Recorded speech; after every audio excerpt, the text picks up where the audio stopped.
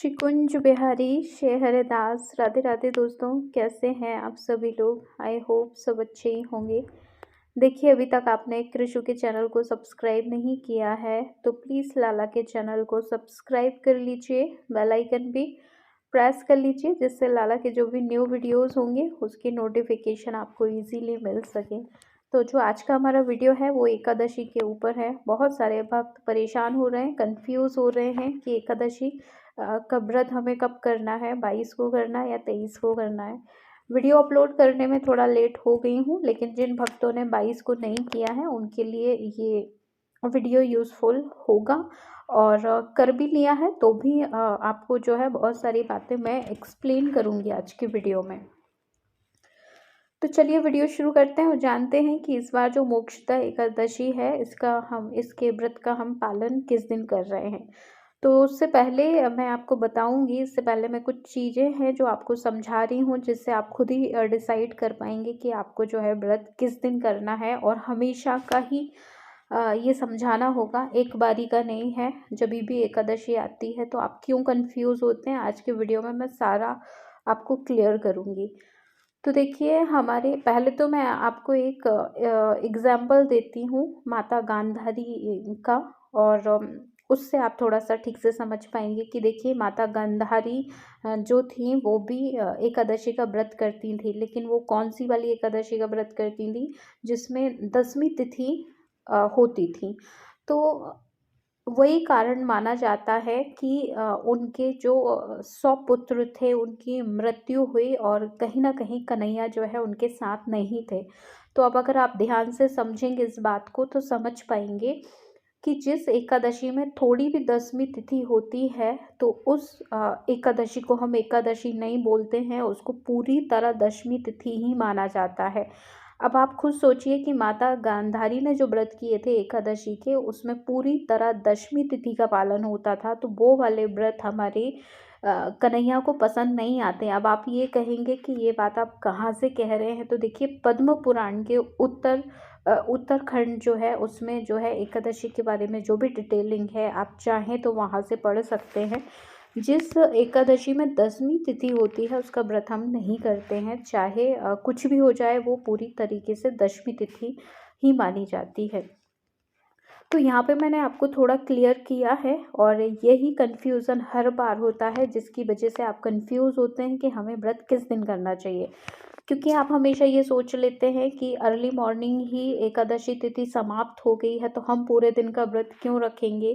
तो वो यही कारण होता है कि भले ही एकादशी समाप्त हो जाती है, द्वादशी पूरे दिन रहती है, द्वादशी लग भी जाती है, लेकिन उसमें एकादशी टच होती है, और दूसरी बात 10वीं तिथि बिल्कुल भी नहीं होती है। इसलिए हम पूरी तरह वही व्रत करते हैं जो पूर्णिता एकादशी मानी जाती है, जिसमें 10वीं तिथि का बिल्कुल भी कोई भी रोल नहीं होता है। तो अब आप समझ पा रहे होंगे मेरी बात को।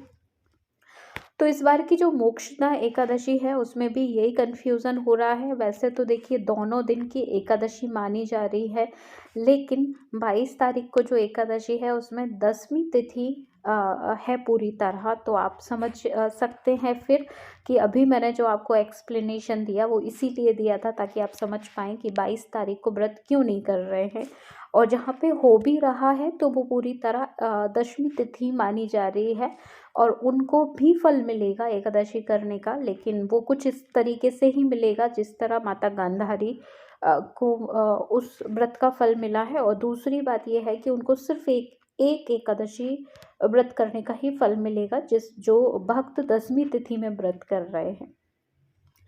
तो ये मेरा क्लैरिफिकेशन था 22 तारीख को लेके, कि 22 तारीख को अगर आप व्रत करेंगे तो आपको एक एकादशी का फल मिलेगा, लेकिन अगर आप 23 तारीख को व्रत कर रहे हैं तो आपको जो है 100 एकादशी व्रत करने का फल मिलेगा। तो अब मुझे लगता है कि आप समझ गए होंगे, और वीडियो के एंड तक ज़रूर बने रहिएगा, क्योंकि इसमें मैं पारण समय भी आपको बताने वाली हूँ।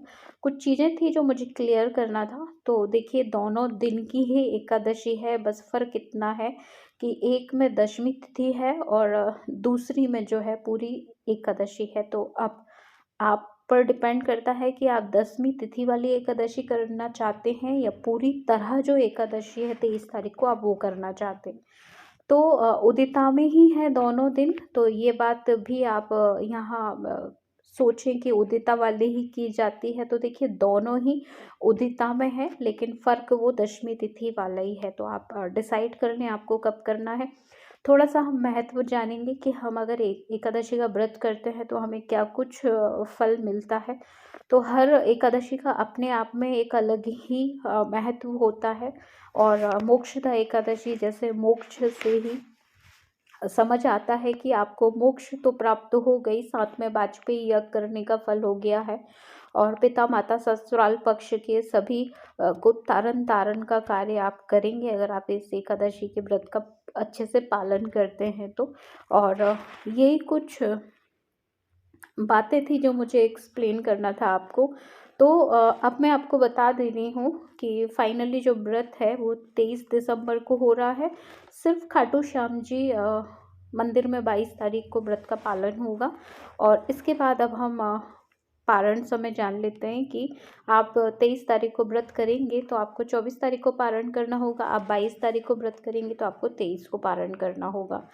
और वैसे देखिए 22 तारीख को सिंगल व्रत करके आप 23 को पारण ना ही करें, क्योंकि पूरा फिर जो व्रत होता है ना, जब 2 दिन एकादशी होती है, बहुत सारे भक्त इसमें भी कंफ्यूज होते हैं कि 2 दिन है तो हम किसी एक दिन व्रत कर लें। तो देखिए ऐसा नहीं होता है। जब 2 दिन की एकादशी होती है तो पूरा 48 घंटे की होती है, यानी आपको पूरे दिन 22 की भी रखना होगा, आपको पूरे दिन 23 की भी रखना होगा और 24 को आपको अपना पारण करना होगा, तभी आपकी पूरी एकादशी मानी जाएगी। तो अब आप समझ सकते हैं, खुद से ही बहुत सारी चीज़ें हम डिसाइड नहीं कर सकते हैं।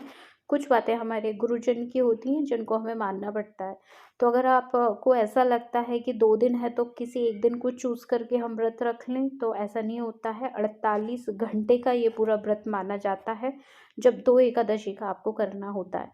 और आपको 48 घंटे का नहीं करना है, 24 घंटे का करना है, तो फिर आपको सेकंड वाली एकादशी का करना पड़ता है, जो कि द्वादशी में मिश्रित होती है और जिसमें बिल्कुल भी 10वीं तिथि नहीं होती है।